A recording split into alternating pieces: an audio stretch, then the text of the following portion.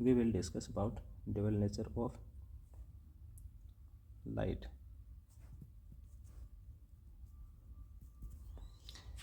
Light has two nature. One is wave and other is particle. These particles called as photons. सबसे पहले Newton ने theory दी थी light को लेके, और उस थ्योरी को बोला था कॉर्पस्कुलर थ्योरी। उन्होंने इस थ्योरी से रिफ्लेक्शन एंड रिफ्रैक्शन के बारे में एक्सप्लेन किया था।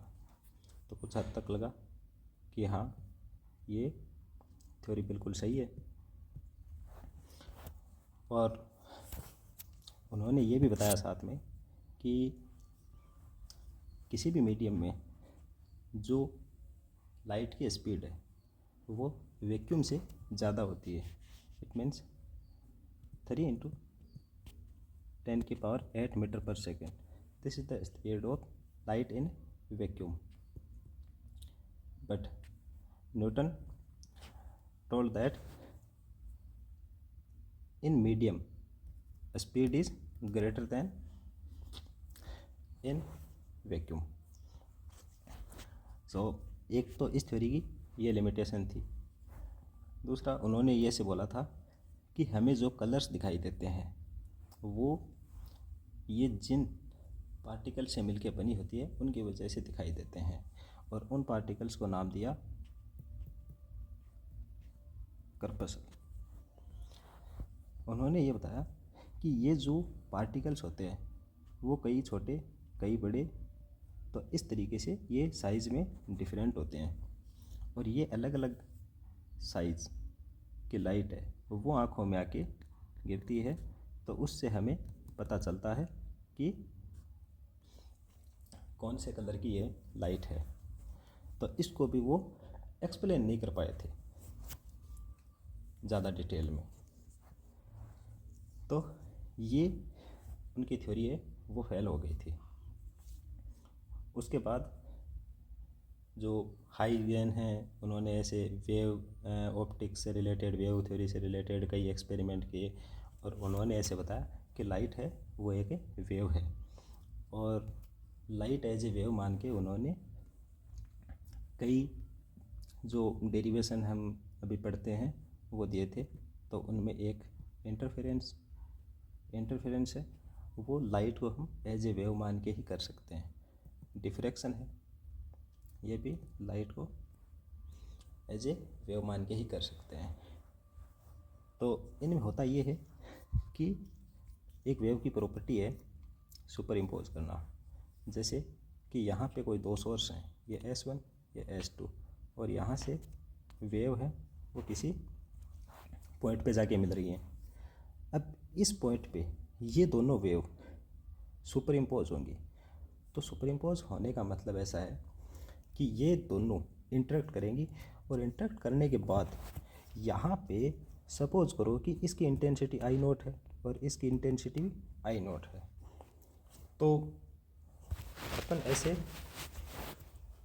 बोल सकते हैं कि यहाँ पर ये I0 और ये I0 की इंटेंसिटी मिलके कोई रिजल्टेंट इंटेंसिटी देंगी, लेकिन ये इंटेंसिटी यहाँ पे हर पॉइंट के लिए फिक्स नहीं होती। जैसे कि सपोज करो कि किसी ने मान लिया कि ये 2I0 है, बट ये 2I0 यहाँ पे 2I0 नहीं होगी, यहाँ पे 2I0 नहीं होगी, ये इस तरीके से वेरी करती है। तो अब ये वेरी किस तरीके से करती है, देखो ये 4I0 मैक्सिमम हो सकती है और मिनिमम 0 हो सकती है। यहाँ पे I0 लिया है, इसलिए मैं सिर्फ ये एग्जाम्पल इजी बनाने के लिए बता रहा हूँ। कहीं पे ये I0 भी होगी, कहीं पे 2I0 भी होगी, कहीं पे 3I0 भी होगी, और इनके लिए उन्होंने फेज डिफरेंस, पाथ डिफरेंस इनसे रिलेटेड, और अपन जैसा कि पढ़ते हैं इंटरफेरेंस में वो बातें आती हैं। तो यहाँ पर हम ये जो इंटेंसिटी आ रही है वो सिर्फ और सिर्फ लाइट को एज ए वेव माने तभी आ सकती है, अदरवाइज़ ये वाले नहीं आ सकती। सपोज़ करो कि अगर आप इसको पार्टिकल मान लेते, तो यहाँ से एक पार्टिकल गया, यहाँ से एक पार्टिकल गया, तो ये दोनों हर जगह पे सेम ही रिजल्ट देते। ये जो दोनों पार्टिकल मिल रहे हैं वो हर जगह पे सेम रिजल्ट देते, लेकिन ऐसा नहीं हुआ था। डिफ्रैक्शन में भी यही होता है कि एक सोर्स से लाइट जा रही है, दूसरे सोर्स से लाइट जा रही है, तो वहाँ पर भी इंटेंसिटी है वो फिक्स नहीं होती।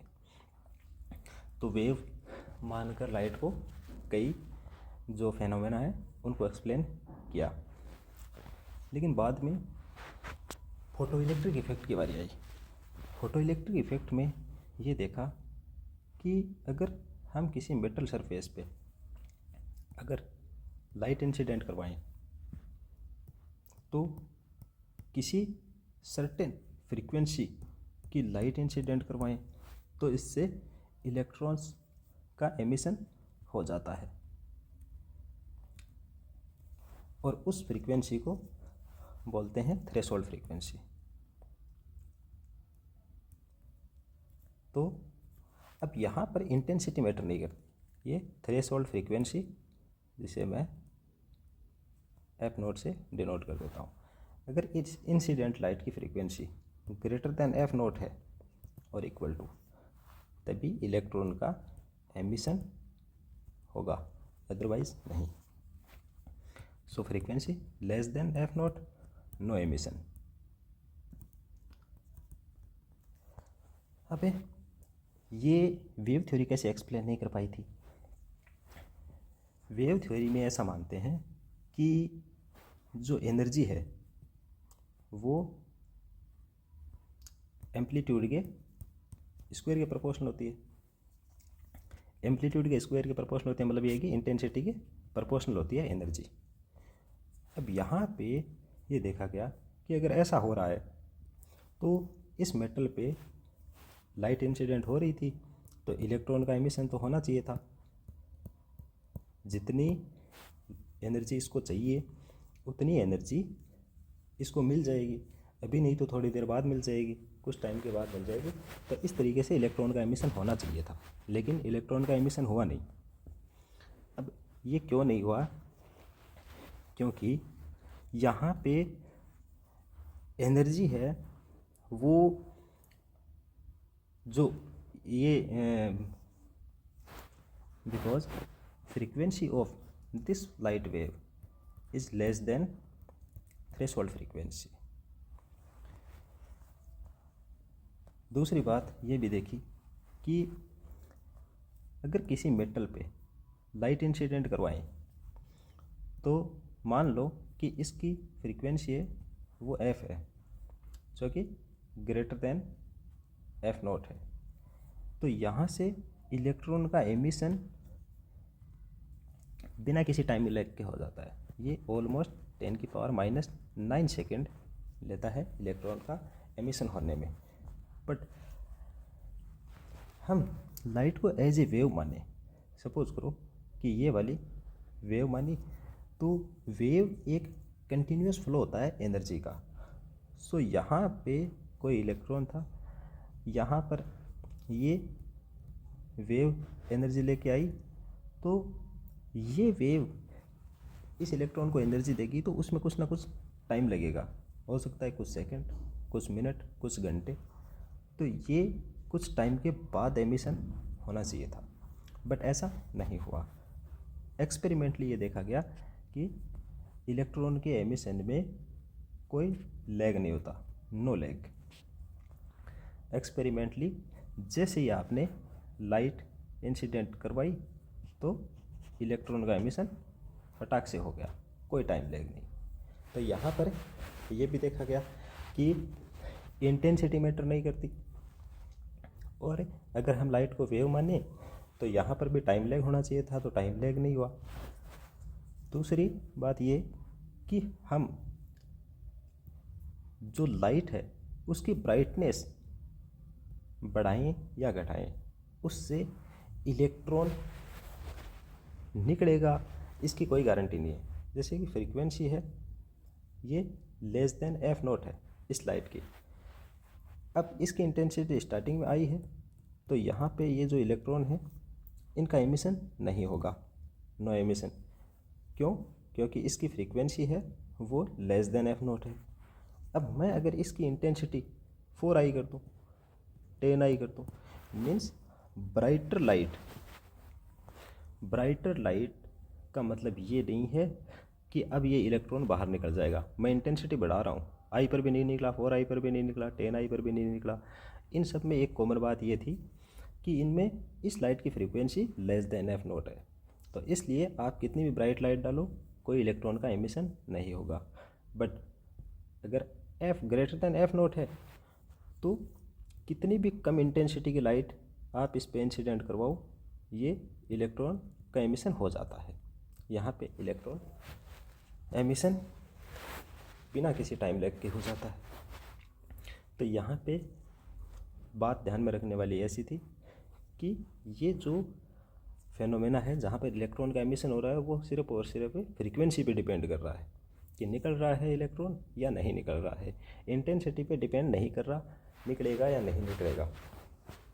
एक बात ये देखी गई कि अगर हम मेटल पे लाइट इंसिडेंट कराएं, फ्रीक्वेंसी इसकी एफ हो, ग्रेटर देन एफ नोट है, तो यहाँ से इलेक्ट्रॉन का एमिशन होगा, लेकिन ये इलेक्ट्रॉन स्पीड से निकलेंगे जिनके पास काइनेटिक एनर्जी होगी। अगर हम फ्रीक्वेंसी बढ़ाते रहें, if we increase frequency then kinetic energy increases and this function is linear, means kinetic energy proportional to frequency. Increased frequency, increased kinetic energy of emitted electron. But if we fix frequency but increases intensity, first I, then 2i, then 10i, then kinetic energy will not change. What will be the change? This time number of electrons will increase. Suppose that at intensity I 10 electron emitted, but if we use 2i then 20 electron will be emitted. सो यहाँ पे जो intensity है वो सिर्फ कितने electrons से ये photon interact कर रहे हैं उस पे डिपेंड कर रही है। मतलब increase intensity increase the number of electrons. So यहाँ पे एक ये भी फेनोमेना देखा गया। So we have seen that wave couldn't explain photoelectric effect, but if we suppose that light is made of particles, these particles interact with electron. Suppose this is a particle, we call this particle photon. So this photon interact with this electron. अब interaction के बाद यहाँ पे कोई time lag नहीं होता, ये electron इस फोटोन की एनर्जी लेगा और अगर इसकी frequency greater than F not है तो इस इलेक्ट्रॉन का एमिशन हो जाएगा या फिर होने के चांसेस हैं। अभी भी 100% कोई श्योरिटी नहीं है कि ये इलेक्ट्रॉन बाहर निकलेगा, अपन उसकी बात भी करेंगे। तो इस तरीके से इलेक्ट्रॉन का एमिशन होता है, यहाँ पर कोई टाइम लैग नहीं होता। अब ये किसी एक टाइम पर एक फोटोन है वो एक इलेक्ट्रॉन से ही इंटरेक्ट कर सकता है। ऐसा नहीं है कि एक फोटोन आया इसको भी एनर्जी दे दी इसको भी दूसरे को भी दे दी, ऐसा नहीं होगा। एक फोटोन एक इलेक्ट्रॉन के साथ इंटरेक्ट कर सकता है, लेकिन ये जो इलेक्ट्रॉन निकलेगा इसके पास एनर्जी है, काइनेटिक एनर्जी, वो एच एफ नहीं होगी। तो ये देखा कि ये जो फोटोन यहाँ पर इंसिडेंट हुआ, इस फोटोन के पास एनर्जी अकॉर्डिंग टू प्लैंक ये hf थी, बट यहाँ से इलेक्ट्रॉन जैसे ही बाहर निकलेगा इसके पास kinetic energy less than hf होगी। अब ये कैसे कि भी इस मेटल से, यहाँ पे फ्री इलेक्ट्रॉन बहुत सारे हैं, मेटल है, इस मेटल से इस इलेक्ट्रॉन को बाहर आने के लिए कुछ एनर्जी चाहिए और उस एनर्जी को बोल दिया वर्क फंक्शन। तो इस इंसिडेंट लाइट की एनर्जी इस वर्क फंक्शन से ज़्यादा होनी चाहिए, तभी इलेक्ट्रॉन का एमिशन हो सकता है, अदरवाइज नहीं। तो प्लैंक ने ये बताया कि अगर कोई एक फोटोन है जिसकी फ्रीक्वेंसी f है तो उसके पास एनर्जी होगी hf। So as we discussed that work function also related to frequency and this work function is equals to hf naught. Here f naught is threshold frequency. So kinetic energy, this is maximum kinetic energy, it will be hf minus hf naught. ये maximum kinetic energy है। इसका मतलब ऐसा नहीं है कि यहाँ से मेटल से कोई इलेक्ट्रॉन का एमिशन हुआ और उस इलेक्ट्रॉन के पास इतनी एनर्जी होगी, ऐसा फिक्स नहीं। ये मैक्सिमम पॉसिबल है, ये मैक्सिमम काइनेटिक एनर्जी हो सकती है। तो एनर्जी है वो या तो इससे कम होगी या फिर इतनी होगी, इससे ज़्यादा एनर्जी नहीं हो सकती। तो यहाँ से ये भी एक्सपेरिमेंटली देखा गया कि जैसे जैसे फ्रीक्वेंसी बढ़ा रहे हैं तो काइनेटिक एनर्जी भी बढ़ रही है। So as you can see that if we suppose that light is a particle, then we can explain photoelectric effect, but not by wave theory. और इसी पार्टिकल के बारे में अपन डिटेल में पढ़ेंगे। फोटोन अब किस तरीके से इस मेटल पे प्रेशर डालता है, किस तरीके से इंटेंसिटी बढ़ाने से फोटोनों की जो नंबर है वो बढ़ते हैं। तो इसके बारे में अपन डिटेल में डिस्कस करेंगे। उससे पहले जाते जाते ये भी बात कर लेते हैं कि ये जो फोटो इलेक्ट्रिक इफेक्ट है, इसमें तो हमने मेटल पे सिर्फ लाइट डाली तो उसकी वजह से यहाँ पे इलेक्ट्रॉन का एमिशन हो जाता है, बट ये एकमात्र तरीका नहीं है इससे इलेक्ट्रॉन निकालने का। Electron emission takes place by other experiment also. Suppose that heat supplied to this metal, so electrons will absorb energy and they can be ejected. This phenomena called as thermionic emission. Thermionic emission.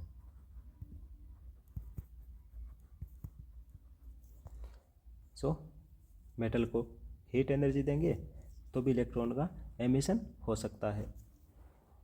इसके अलावा एक experiment ये भी है कि यहाँ पे free electron है और हम इसमें स्ट्रॉन्ग इलेक्ट्रिक फील्ड अप्लाई कर देते हैं। तो इलेक्ट्रिक फील्ड अप्लाई करेंगे तो you know that F equals to Q E. इन इलेक्ट्रॉन्स पे इस तरफ फोर्स लगेगा, तो यहाँ से अगर स्ट्रॉन्ग इलेक्ट्रिक फील्ड है तो भी इलेक्ट्रॉन्स बाहर आ सकते हैं। ये ऐसे नहीं है कि कोई भी इलेक्ट्रिक फील्ड अप्लाई कर दिया तो बाहर आ जाएंगे, क्योंकि ये मेटल है तो मेटल में बॉन्डिंग होती है, तो उसके लिए आपको एक सर्टेन इलेक्ट्रिक फील्ड चाहिए। और जैसे जैसे आप इलेक्ट्रिक फील्ड की वैल्यू इसमें यही रखोगे तो थोड़ी देर बाद इलेक्ट्रॉन निकलना बंद भी हो जाएंगे, बिकॉज इलेक्ट्रॉन का एमिशन जैसे ही होगा तो सपोज करो कि ये वाला इलेक्ट्रॉन यहाँ से बाहर निकल गया So we can see that now this metal has less electron and more protons. I mean positive ions more. So positive ions ज़्यादा होने की वजह से यहाँ पे एक पोटेंशियल डिफरेंस आ गया। तो जैसे ये वाला इलेक्ट्रॉन बाहर आने की कोशिश करेगा तो ओवरऑल इस पर ज़्यादा फोर्स लगेगा वापस मेटल की तरफ, क्योंकि अभी मेटल है वो पॉजिटिवली चार्ज है और आप इलेक्ट्रिक फील्ड लगा रहे हो तो इलेक्ट्रॉन पे बाहर भी फोर्स लग रहा है। तो इस तरीके से भी ये वाला कहीं पे क्वेश्चन आते हैं। तो इलेक्ट्रिक फील्ड अप्लाई करके भी इलेक्ट्रॉन को बाहर निकाला जा सकता है। थर्ड एक्सपेरिमेंट ऐसे भी है कि मान लो कि इस मेटल पे मैं हाई काइनेटिक एनर्जी के कुछ टाइनी पार्टिकल्स इंसिडेंट करवाता हूँ, तो ये जो पार्टिकल हैं वो इस मेटल से पास होंगे तो हो सकता है कि ये इलेक्ट्रॉन से कोलाइड कर जाएं, और इलेक्ट्रॉन से इनका कोलिजन हो गया तो यहाँ से भी इलेक्ट्रॉन का एमिशन हो सकता है। इसे बोलते हैं सेकेंडरी एमिशन। तो ये 4 मेथड है इलेक्ट्रॉन के एमिशन के। वन इज़ फोटोइलेक्ट्रिक इफेक्ट, मतलब लाइट इंसिडेंट करवा के इलेक्ट्रॉन का एमिशन हो सकता है। दूसरा थर्मियोनिक एमिशन, और इसे बोलते हैं फील्ड एमिशन। और लास्ट है सेकेंडरी एमिशन। तो ये है फोटोइलेक्ट्रिक इफेक्ट में इंट्रोडक्शन।